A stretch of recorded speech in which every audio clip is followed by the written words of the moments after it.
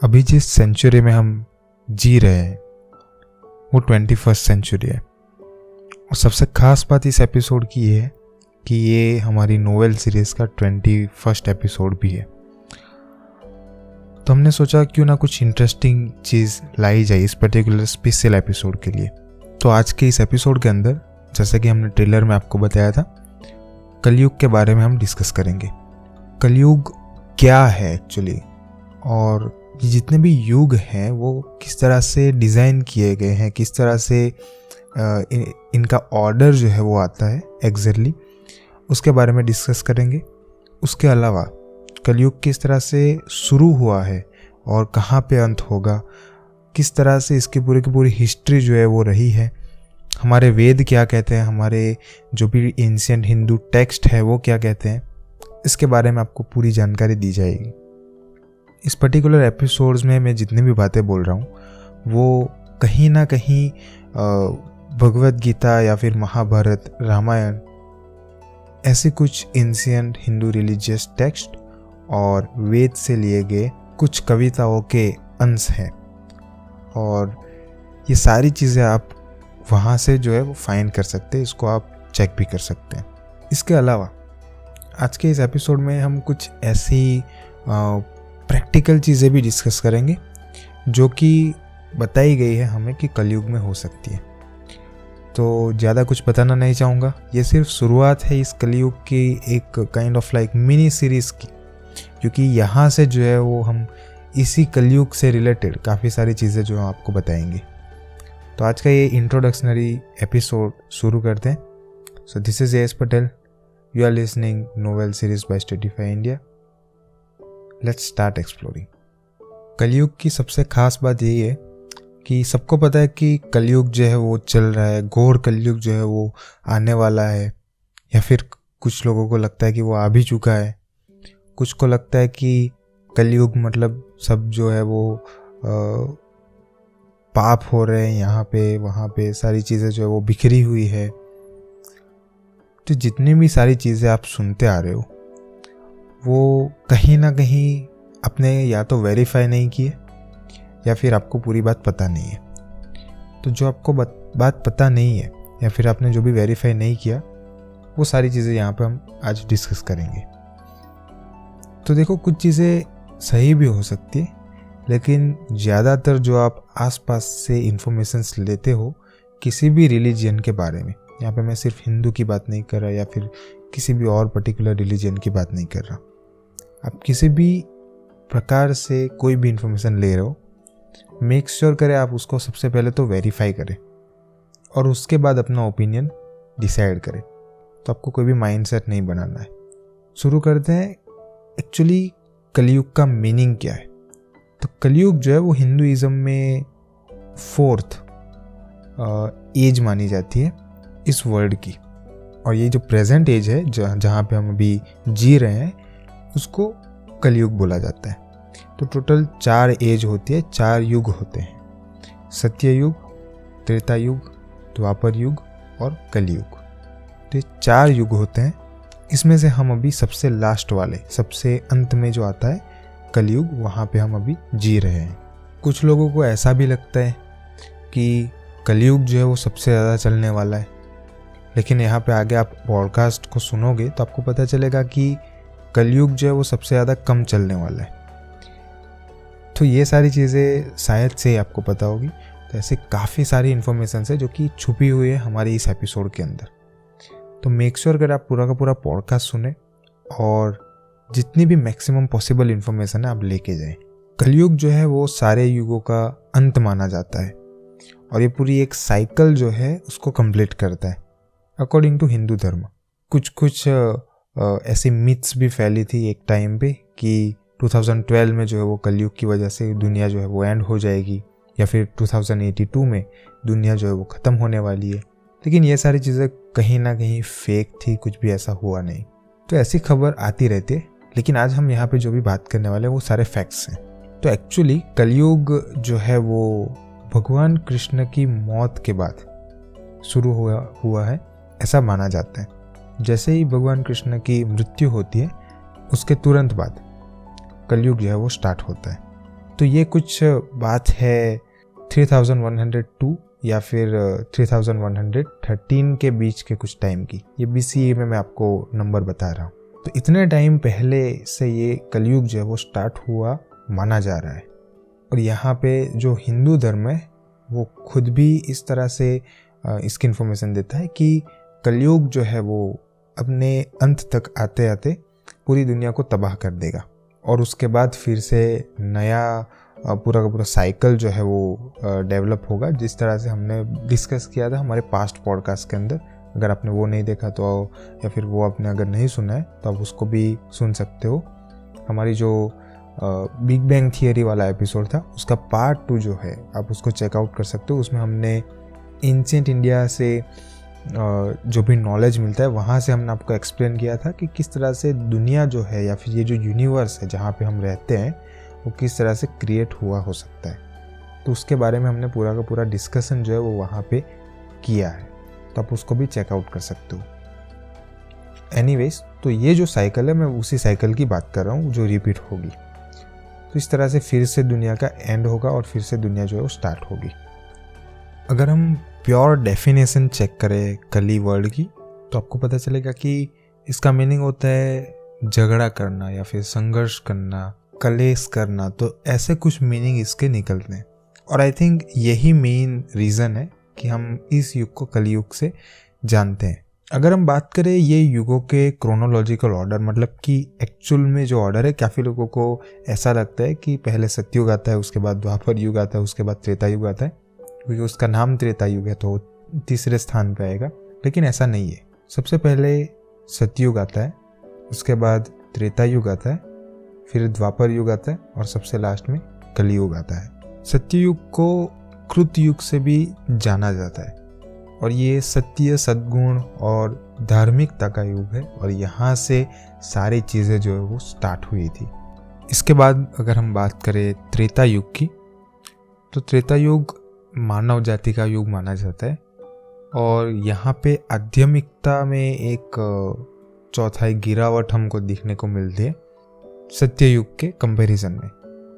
तो 25% आध्यात्मिकता एक इंसान के अंदर जो है वो गिर जाती है इस युग में।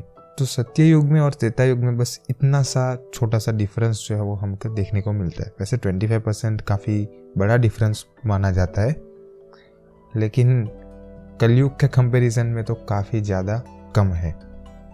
बात करते हैं द्वापर युग की, तो इस युग में आध्यात्मिकता का जो मूल्य है, जो उसकी एक वैल्यू है, वो तो डाउन होती ही रहती है, आध्यात्मिकता ख़त्म होती जाती है, लेकिन उसके अलावा पाप और पुण्य में समान मात्रा में बढ़ोतरी जो है वो हमें देखने को मिलती है, या फिर उसका लेवल जो है वो एक तरह से समान हो जाता है यहाँ पे।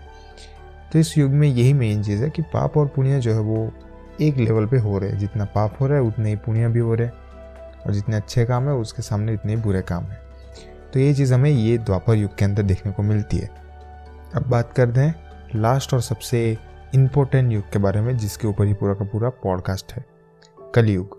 कलयुग को संघर्ष का युग माना जाता है और इसका जो वर्णन किया गया है हमारे वेद में उसके अकॉर्डिंग इसमें 1/4 पुण्य और 3/4 पाप जो है वो प्रसिद्ध होते हैं और उपलब्ध होते हैं, यहाँ पे हमें देखने को मिलते हैं। तो ये कुछ मैंने आपको बेसिक डिस्क्रिप्शन आपको बता दी ये चारों जो युग हैं उनके बारे में, और उनका एक क्रोनोलॉजिकल ऑर्डर आपको क्लियर आउट कर दिया कि इस तरह से चीज़ें जो है वो चलती है according to ancient Indian text. ठीक है, अब बात करते हैं एक्चुअल में कलयुग जो है वो स्टार्ट किस तरह से हुआ था, तो उसकी थोड़ी सी बात करते हैं। हम आपको सारे जो भी गुण हैं इस कलयुग के और जितने भी दोष है वो सारी चीज़ आपको बताएंगे, लेकिन उससे पहले कलयुग किस तरह से स्टार्ट हुआ उसको थोड़ा सा एक्सप्लेन कर दें। जैसे कि मैंने आपको बताया, तो ऐसा माना जाता है कि जब कृष्ण भगवान की मृत्यु होती है तब जो है वो द्वापर युग से कलयुग में ट्रांसफॉर्मेशन हुआ था। तो इस तरह से इसकी एक स्टोरी जो है वो मैं आपको बाद में बताऊंगा एग्जैक्टली कि किस तरह से इसको एक्सप्लेन किया है। लेकिन इस तरह से जो है वो कलयुग जनरली स्टार्ट हुआ है ऐसा बताया जाता है। जितने भी स्क्रिप्चर्स हैं हमारे, उनमें कलयुग की कुछ 4,32,000 वर्ष की आयु जो है वो बताई जाती है। और अगर हम पुराण या फिर कुछ ऐसे टेक्स्ट का सहारा लेके अगर हम इंफॉर्मेशन निकालें तो 1 साल जो होता है ह्यूमन का, वो एक अहोरात्रा के इक्वल होता है। तो इसका मतलब कि हमारा जब 1 साल ख़त्म होता है तब भगवान की दुनिया में 1 दिन और रात कंप्लीट होती है। So basically 24 hours for them.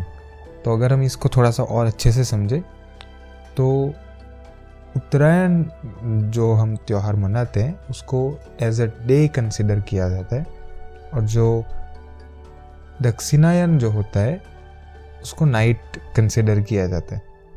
और ये जो टोटल पीरियड है, एक सूरज की संक्रांति से दूसरी सूरज की संक्रांति तक, उसको सोलर मंथ बोलते हैं अगर हम आज के एडवांस टर्म की बात करें तो इसका पूरा का पूरा कॉन्सेप्ट या फिर रेफरेंस जो है वो हमें वहाँ पे देखने को मिलता है। तो अगर हम ये डिवाइन ईयर्स, ये जो दिन और रात मैंने आपको बताया, उनको अगर हम साल में कन्वर्ट करें और इस तरह से पूरी की पूरी कैलकुलेशन फिर से करें तो सतयुग जो है वो 4800 साल तक चला था देवों के, मतलब कि डिवाइन ईयर जिनको बोलते हैं। तो 4800 डिवाइन ईयर अगर आप इनको नॉर्मल हमारे साल में कन्वर्ट करोगे तो आपको पता चलेगा 17,28,000 ह्यूमन ईयर्स जो है वो पूरा का पूरा सतयुग जो है वो चला होगा।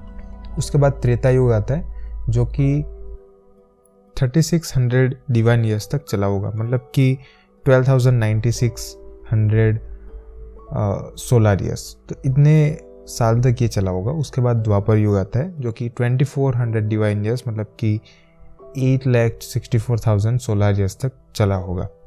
और अब जो है वो कलयुग चल रहा है, तो ये टोटल 1200 डिवाइन ईयर्स चलेगा। इसका मतलब होता है कि 4,32,000 सोलर ईयर्स ये जो है पूरा का पूरा कलयुग चलने वाला है। तो जैसे कि आप देख रहे हो कि 17 लाख साल से 4 लाख साल तक की ये जर्नी है। तो कलयुग जो है वो सबसे ज़्यादा कम टाइम तक चलने वाला है इस यूनिवर्स के अंदर। सबसे ज़्यादा सतयुग चला था। जब गंगा मैया और गोवर्धन पर्वत गायब हो जाएंगे इस दुनिया से, तब जो है घोर कलयुग स्टार्ट होगा और वहाँ से चीज़ें और बिगड़ना स्टार्ट हो जाएगी। तो पहले स्टार्टिंग का जो फेज़ है इस कलयुग का वो थोड़ा बहुत फिर भी ठीक है, लेकिन जब घोर कलयुग आएगा तब चीज़ें इतनी ज़्यादा ख़राब हो सकती है कि आप सोच भी नहीं सकते। अब बात करते हैं वो स्टोरी के बारे में जिसके बारे में मैं आपको पहले से बता रहा था। थोड़ा मैंने आपको बताया कि मैं एक स्टोरी सुनाने वाला हूँ, तो वो स्टोरी मैं आपको अभी सुनाने वाला हूँ। तो एक्चुअली ये स्टोरी नहीं है, ये महाभारत से ली हुई एक काइंड ऑफ लाइक महाभारत का ही एक पार्ट है।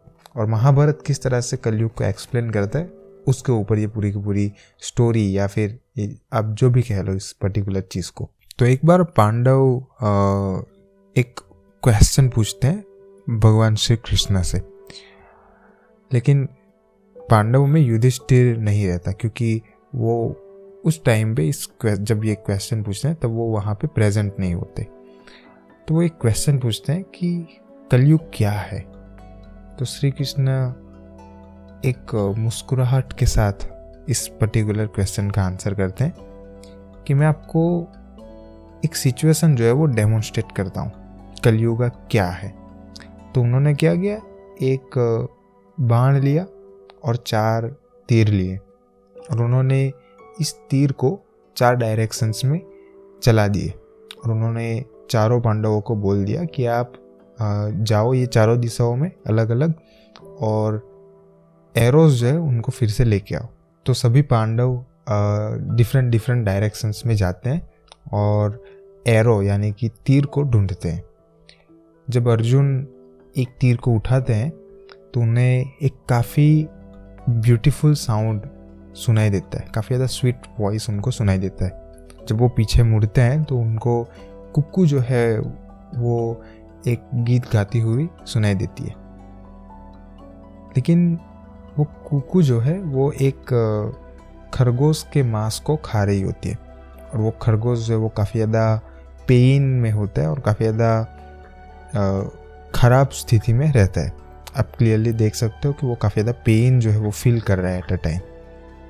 तो अर्जुन जो है वो इस पर्टिकुलर चित्र को देख के काफ़ी ज़्यादा सरप्राइज्ड हो जाते हैं और वो सोच में पड़ जाते हैं कि किस तरह से एक डिवाइन बर्ड इस तरह से इतना ख़राब काम जो है वो कर सकता है।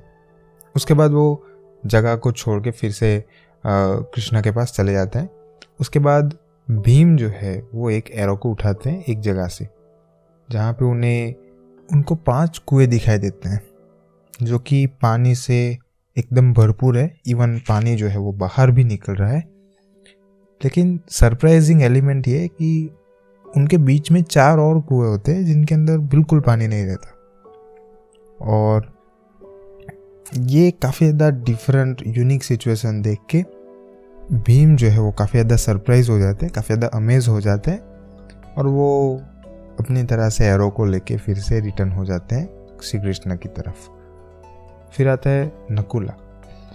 वो जैसे ही अपना तीर उठा के फिर से रिटर्न हो रहे होते हैं, उन्हें एक जगह पे एक गाय माता दिखती है जो कि एक बछड़े को जन्म दे रही होती है और जन्म दे के वो उससे काफ़ी सारे प्यार से उसे चाटना या फिर लिक करना स्टार्ट कर देती है। लेकिन जो काल्फ होता है वो क्लीन हो जाता है बछड़े का, फिर भी वो उसे कंटिन्यूसली लीक करती रहती है और उसकी वजह से जो बच्चे का काल्फ होता है वो काफ़ी ज़्यादा इंजर्ड हो जाता है, जो भी बछड़ा रहता है उसका काल्फ। तो ये सिचुएशन भी जब नकुल जो है वो इस पर्टिकुलर सिचुएशन को देखता है तो वो भी काफ़ी ज़्यादा कंफ्यूज हो जाता है कि इस तरह से एक काफ़ी ज़्यादा काम एनिमल जो गाय माता होती है वो किस तरह से ऐसा क्यों करेगी। तो ऐसा दृश्य देख के वो भी कंफ्यूज हो जाते हैं और फिर वो भी चले जाते हैं। जब सहदेव एरो को पिक करते हैं जो कि एक काफ़ी बड़े माउंटेन के नज़दीक में पड़ा मिलता है उनको, तो वो एक चीज़ ऑब्जर्व करते हैं कि काफ़ी बड़ा पत्थर जो है वो गिर रहा है माउंटेन से और ये बड़ा सा पत्थर जो है वो सारी चीज़ों को तबाह कर रहा है। सारे छोटे मोटे जो पत्थर बीच में आ रहे हैं उनको तो क्रश ही कर दे रहा है और जो बड़ी ट्रीज़ है, बड़े पेड़ हैं, उनको भी क्रश कर रहा है कंप्लीटली, उनको भी तबाह कर रहा है। लेकिन ये जो सेम बड़ा सा पत्थर है वो आगे जाके एक छोटे से पौधे से अटक जाता है। तो जब ये सहदेव इस दृश्य को देखता है तो वो भी इस दृश्य से अमेज हो जाता है और फिर वो भी रिटर्न हो जाता है। तो जब सारे पांडव ने मिल के ये सारे इंसिडेंट्स का मीनिंग पूछा तो कृष्ण स्माइल करते हैं और वो एक्सप्लेन करते हैं। तो वो ये एक्सप्लेन करते हैं कि कलयुग में हमारे जितने भी गुरु है, धर्म गुरु हो गया, कोई भी, मैं यहाँ पे किसी भी पर्टिकुलर रिलीजन की बात नहीं कर रहा, जो भी इंफॉर्मेशन हमें दी गई है उसी की बात कर रहा हूँ। सो मैं यहाँ पे कोई कंट्रोवर्सी नहीं करना चाहता। तो जितने भी गुरु या फिर जो भी होंगे उनका आवाज़ काफ़ी ज़्यादा मधुर होगा, वो काफ़ी ज़्यादा अच्छी बातें करेंगे, उनके पास ज्ञान भी काफ़ी अच्छा होगा, उनके पास नॉलेज जो है वो भरपूर होगा। लेकिन वो इनसे जो भी उनके भक्त होंगे उनका सिर्फ शोषण करेंगे, जिस तरह से कुक्कू जो है वो एक रैबिट के साथ या फिर एक खरगोश के साथ करती है। तो ये पहले दृश्य को काफ़ी ज़्यादा अच्छे से कृष्ण समझाते हैं। इसके बाद दृश्य 2 पे आते हैं कृष्ण कि किस तरह से जो गरीब इंसान है वो एक अमीरों की दुनिया में रहेगा, लेकिन वो अमीर अपने खुद के धन में से या फिर अपने खुद के रिसोर्सेज में से, वो चाहे अनाज हो या फिर कोई भी चीज़ हो, उनमें से कुछ भी एक गरीब को प्रोवाइड नहीं करेगा। और उनके पास इतनी ज़्यादा वेल्थ, इतनी ज़्यादा एसेट्स होंगे, फिर भी वो गरीब को 1 रुपया देने से भी पीछे हट जाएगा। तो ऐसी सिचुएशन जो है वो क्रिएट होगी कलयुग में। तो ये हमारी सेकंड सिचुएशन जिसके अंदर एक काफ़ी बड़ी 4 वेल होती है जिनके अंदर बिल्कुल पानी नहीं रहता और उनके सामने 5 बड़ी वेल्स होती हैं जिनके अंदर भरपूर पानी रहता है, इवन ओवरफ्लोइंग होता है। तो ऐसी सिचुएशन एक्चुअली हम आज के टाइम में देख सकते हैं। थर्ड सिचुएशन की बात करते हैं जो कि श्री कृष्ण समझाते हैं सभी पांडवों को कि कलयुग में पेरेंट्स अपने बच्चों को इतना ज़्यादा प्यार करेंगे, इतना ज़्यादा लाड़ प्यार से रखेंगे कि वो एक्चुअली उनके लाइफ को जो है वो डिस्ट्रॉय कर देगा। कहीं ना कहीं उनमें मैनर्स या फिर वो डिसिप्लिन नहीं आ पाएगी।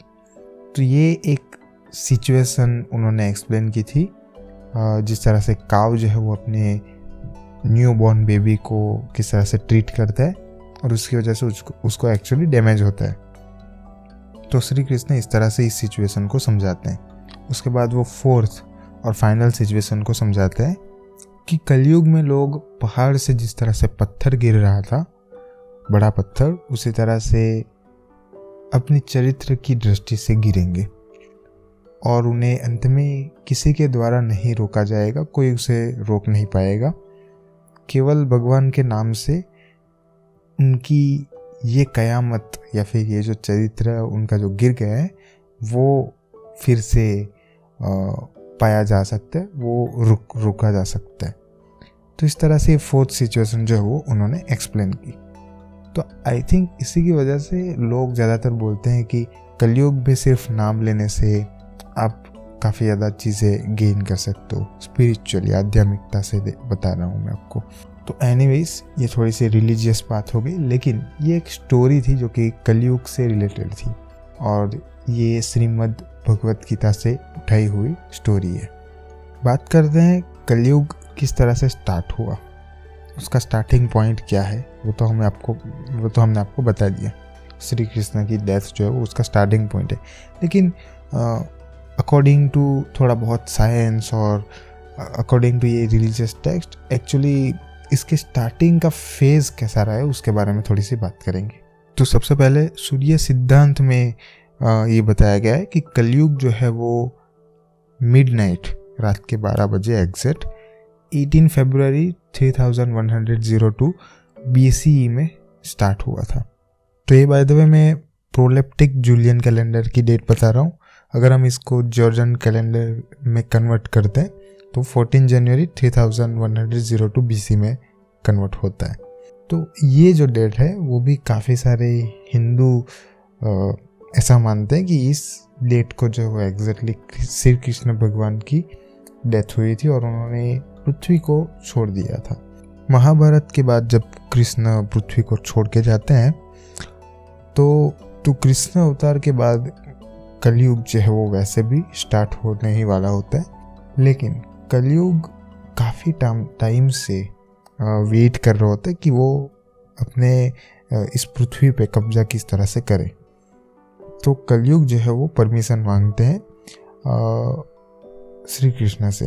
वो कहते हैं कि प्रभु, मैं बहुत समय से इंतज़ार कर रहा हूँ, ये युग अब मेरा है, किंतु आपके जाने के पश्चात ही मैं इस युग में आ सकता हूँ।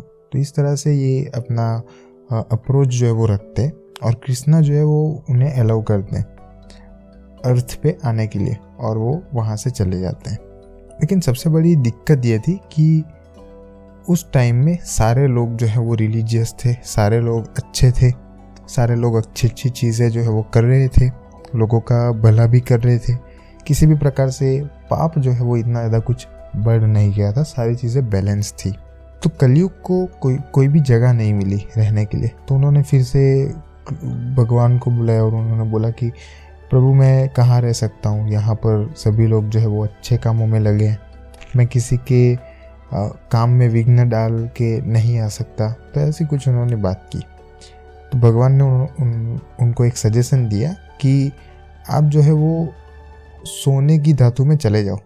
और कलयुग जो है वो एक सोने के ताज में, सोने के क्राउन में चले जाते हैं। उसके बाद ये जो क्राउन होता है वो परीक्षित, जो कि ग्रैंडसन होता है अर्जुन का, वो इस क्राउन को एक बैटल में जीत जाते हैं।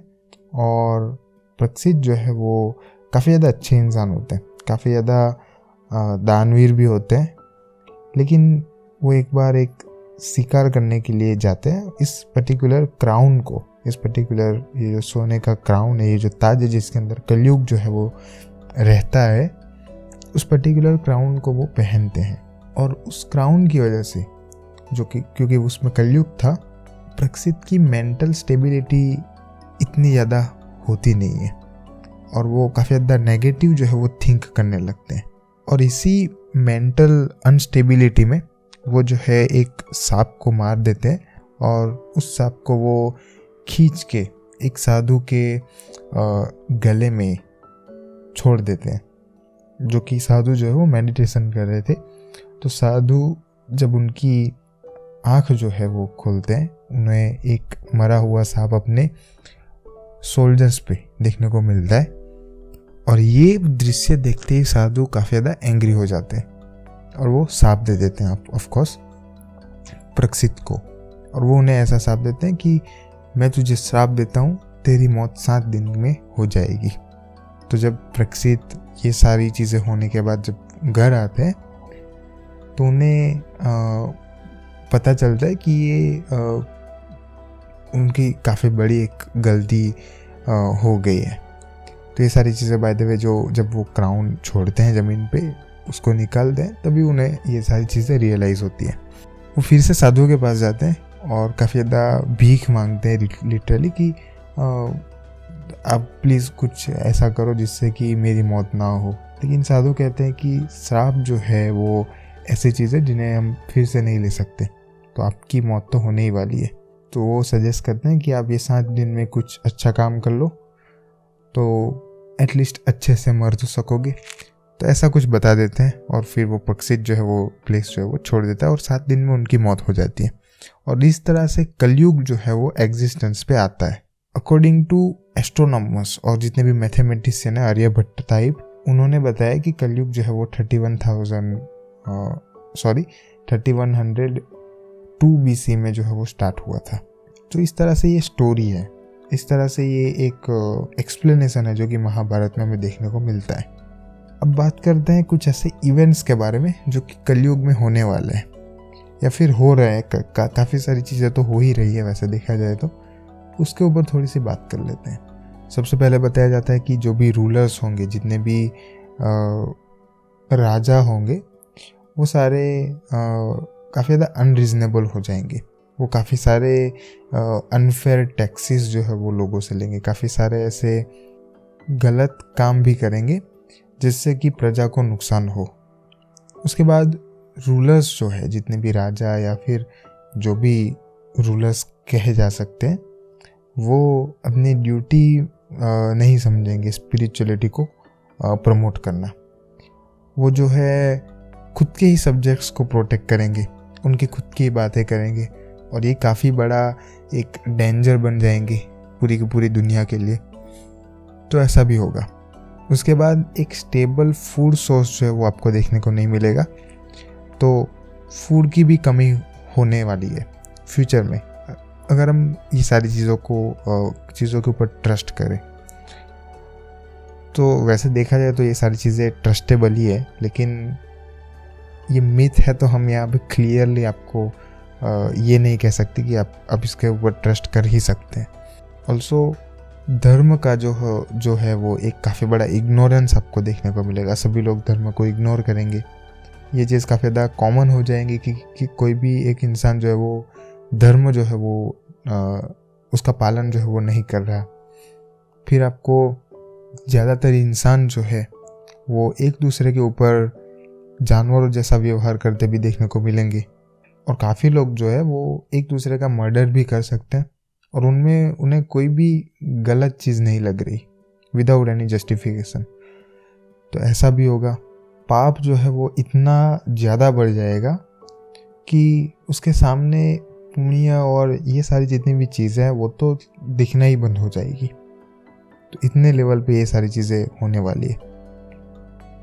लोग जो है वो काफ़ी सारी नशीली चीज़ें कंज्यूम करना स्टार्ट कर देंगे, जिसके अंदर ड्रग हो गया, फिर ड्रिंक्स हो गई। तो ये सारी चीज़ें भी होंगी, या फिर कहीं ना कहीं आप देख ही सकते हो सोसाइटी में हो ही रहा है सारी चीज़ें। इवन जो टीचर्स हैं, गुरु जिनको संस्कृत में बोला जाता है। तो गुरु जो है उनकी रिस्पेक्ट जो है वो कम हो जाएंगी। स्टूडेंट्स जो है वो इवन उनको इंजर करने की ट्राई करेंगे, उनको मारने की ट्राई करेंगे, उनकी रिस्पेक्ट नहीं की जाएगी, उनकी टीचिंग्स जो है वो इंसल्ट की जाएगी। तो ये कुछ चीज़ें जो है वो आपको देखने को मिलेगी। उसके अलावा जो ब्राह्मण होते हैं उनको भी रिस्पेक्ट नहीं दी जाएगी। क्षत्रिय जो है वो इतने ज़्यादा बहादुर नहीं दिखेंगे आपको। उसके अलावा जो वैश्य होते हैं वो उनकी डीलिंग्स के अलावा काफ़ी और काम करेंगे। तो इस तरह से आपको कुछ कुछ चेंजेस देखने को मिलेंगे और आई थिंक इनमें से काफ़ी सारी चीज़ें तो हो भी रही हैं। लेकिन आज के इस पॉडकास्ट से हमने आपको कलयुग का एक पिक्चर जो है वो हमने आपको दिखाया है। ये एक काइंड ऑफ लाइक ट्रेलर है। यहाँ पे आप यहाँ पे सिर्फ इमेजिन कर सकते हो कि कलयुग जो है वो कैसा कैसा हो सकता है। हमने आपको सिर्फ एक आइडिया दिया है, लेकिन एक्चुअली जो मूवी है, जो एक्चुअली पर्दे के पीछे की चीज़ें हैं, वो आपको आने वाले एपिसोड्स में पता चलेंगी, जिसके अंदर किस तरह से सारी चीज़ें होने वाली है। क्योंकि आपको अभी कल्कि वगैरह का कॉन्सेप्ट जो है वो भी नहीं बताया हमने, तो वो भी हम आपको बताने वाले हैं। तो ये काइंड ऑफ एक स्टेप फॉरवर्ड है, एक पहला कदम हमने रखा है इस पर्टिकुलर टॉपिक के लिए। इसके बाद हम आने वाले एपिसोड में घोर कलयुग क्या है उसके बारे में भी बात करेंगे, किस तरह से कली जो है वो बॉर्न होगा, डेविल कली, और उसके बाद कल्कि कौन है उसके बारे में भी हम आपको बताएंगे। तो ये सारी चीज़ों को सुनने के लिए कॉन्स्टेंटली आप हमें सब्सक्राइब कर सकते हैं, हमें फॉलो कर सकते हैं, ताकि आप कोई भी हमारा एपिसोड जो है वो मिस आउट ना करो और ऐसे ही इंटरेस्टिंग और काफ़ी ज़्यादा ट्रस्टेबल सोर्सेज से फैक्ट्सफुल चीज़ें आप हमसे ले सकते हो। Thank you so much for listening to me. I will meet you in next episode of Stratify India.